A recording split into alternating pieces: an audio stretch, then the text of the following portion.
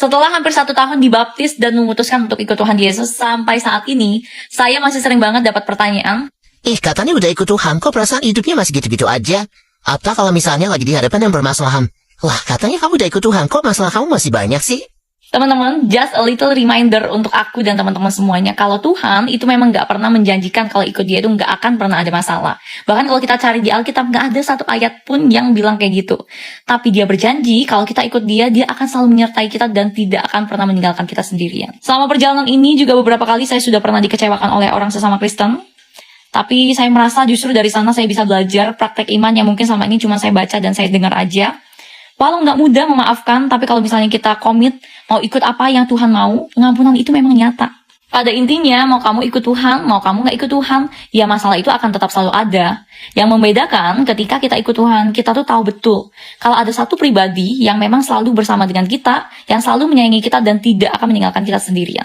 Cara Tuhan pelihara kita tuh mungkin kadang nggak sesuai dengan cara yang kita mau. Karena Tuhan itu memang bekerja di luar pikiran dan keterbatasan yang kita punya. So, selagi Tuhan masih megang tangan kamu nggak perlu takut untuk melangkah. Teman-teman, kalian pernah dengerin quotes ini nggak sih? Kapal di laut itu tenggelam bukan karena air di sekelilingnya. Ia akan tenggelam ketika air tersebut masuk ke dalam kapal.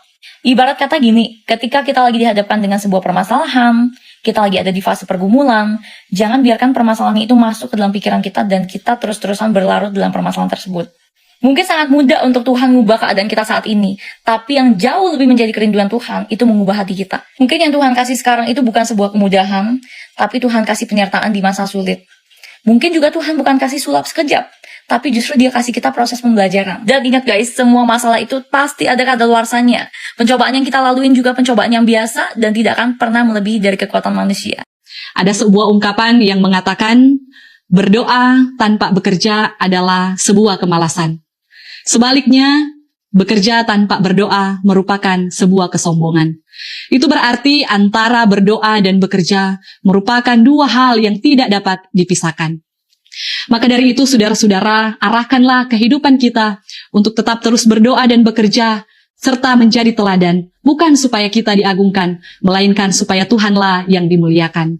Nah, saudara-saudara, jadi kira-kira apa yang menjadi tujuan hidup saudara? Apakah untuk kemuliaan Tuhan atau untuk kepentingan diri sendiri? Jika tujuan dari doa dan kerja saudara untuk kemuliaan Tuhan, maka tunjukkanlah itu dengan melakukan kebaikan.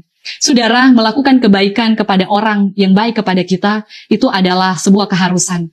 Tetapi melakukan kebaikan kepada orang yang tidak baik kepada kita, itu adalah ketulusan dan untuk kemuliaan Tuhan. Tetapi melakukan kebaikan bukan karena supaya kita diselamatkan, karena keselamatan bukan dari usaha manusia, bukan karena kita melakukan kebaikan, tetapi atas otoritas Tuhan. Oleh karena itu, apa yang kita lakukan, lakukanlah itu untuk kemuliaan Tuhan. Maka Tuhan akan menguatkan dan memelihara kita. Sebab Tuhan adalah setia, Tuhan yang menciptakan langit dan bumi, Tuhan yang menciptakan manusia, Tuhan yang bernubuat dan berkarya, tetapi Tuhan jugalah yang setia memelihara. Meskipun memang dari bangsa Israel sampai pada manusia di zaman sekarang ini, kita sering tidak setia kepada Tuhan.